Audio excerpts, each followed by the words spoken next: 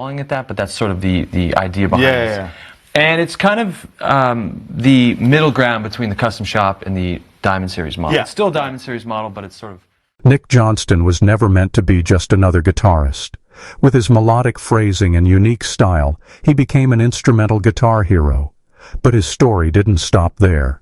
From YouTube videos that caught fire, to playing world stages, to joining Mastodon, and finally standing alongside Ozzy Osbourne in what was billed as his final show, Johnston's journey is the kind of story rock fans dream about.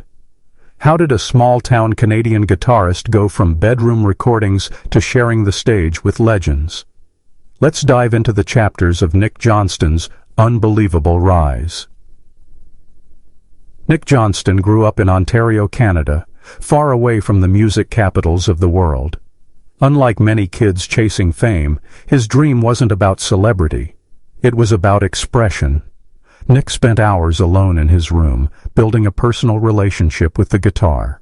His earliest influences weren't the typical shredders, but melodic players like David Gilmour and Jeff Beck. He wanted the guitar to sing, not just shred. This philosophy shaped his sound, but in a town where few understood his ambition, Nick had to carve his own path. And that path started with the internet, a tool that would change everything. Nick didn't land on big stages overnight. His first audience came from YouTube, where he uploaded homemade videos of his playing. What set him apart wasn't just speed, but storytelling through melody. He had the technical skills of a shredder, but the heart of a composer. Slowly, word spread. His channel began to gain followers. Guitarists mesmerized by his phrasing. Industry figures began to notice too. Soon endorsements followed, giving him legitimacy. But online praise wasn't enough for Nick. He wanted to prove himself on stage, to show he wasn't just a bedroom guitarist. And that chance was about to come. Nick's breakthrough came with his own albums. Records like Atomic Mind and Remarkably Human showed his ability to blend fusion, progressive rock, and cinematic soundscapes. Critics called him one of the best instrumental guitarists of his generation. But what made these albums special was their accessibility. They weren't just for guitar nerds. The melodies could hook anyone. Slowly, Nick built a loyal global following. Yet even with growing fame, he felt an itch. He didn't want to be pigeonholed as just an instrumental guitarist. He wanted the challenge of being in a band, where his guitar could clash and blend with others. Mastodon, the heavy progressive metal giants, were known for pushing boundaries. When guitarist Brent Hinds temporarily stepped away from touring, the band needed someone versatile enough to fill massive shoes. Nick's name came up, not as an obvious metal shredder, but as someone whose melodic sense could bring a new flavor. The idea seemed insane at first. Could a Canadian instrumental virtuoso fit into one of America's heaviest bands? But Mastodon admired his artistry, and Nick admired their bravery and music. After one jam session, the chemistry was undeniable. Nick was invited to hit the road with Mastodon. Touring with Mastodon was trial by fire.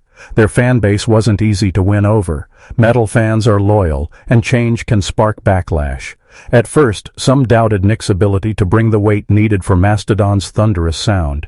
But night after night, he silenced critics. He didn't try to mimic Brent Hinds. He added his own flavor, keeping the spirit alive while showing new sides of the songs. His melodic solos blended perfectly with the band's crushing riffs.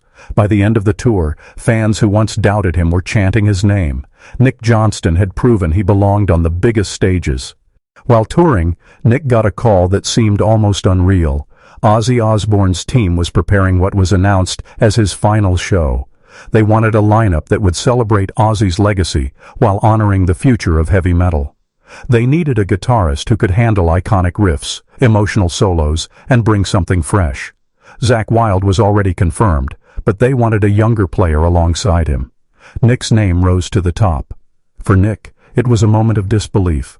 From small-town YouTuber to standing with the Prince of Darkness, it sounded impossible, but it was real. Walking into rehearsals, Nick felt the weight of history. Ozzy Osbourne, Zakk Wylde, and other legends surrounded him. Every riff carried decades of legacy. At first, Nick felt nervous. But Ozzy quickly put him at ease. "Just be yourself," the rock icon told him. With that blessing, Nick played freely. His melodic phrasing added new life to songs like Crazy Train and Paranoid. While Zakk Wylde brought the classic firepower, the combination was electric. The band knew immediately they had created something special. This wasn't just another gig, this was rock history in the making. The night of Ozzy's final show was electric. Tens of thousands of fans gathered, knowing they were about to witness history. For Nick, standing on that stage felt like stepping into a dream. As the lights dimmed and the opening chords rang out, the crowd roared. Nick poured his soul into every solo, balancing respect for the classics with his own voice. Fans who didn't know him before the show were suddenly talking about the new guitarist. Ozzy, visibly emotional, thanked the crowd, and Nick realized he was part of something larger than himself, a farewell to a legend. For Nick, Ozzy's final show wasn't just another gig. It was validation. He had started as an outsider, someone never expected to be part of the mainstream rock and metal world. Yet here he was, standing on one of the biggest stages, with one of the biggest names in history. His journey symbolized a bridge between past and future, between classic rock and the new wave of virtuosos. Fans began to see him differently, no longer just a YouTube guitarist, but a player worthy of legendary stages. The show cemented his place in rock history. After Ozzy's final show, the world wanted to know, what's next for Nick Johnston? Would he continue with Mastodon? Would he launch new solo projects? Or would more legends call him to their side? One thing was clear. Nick wasn't chasing fame, he was chasing music. His journey from small-town Canada to Ozzy's farewell stage proved that talent, dedication, and a unique voice can break any barrier.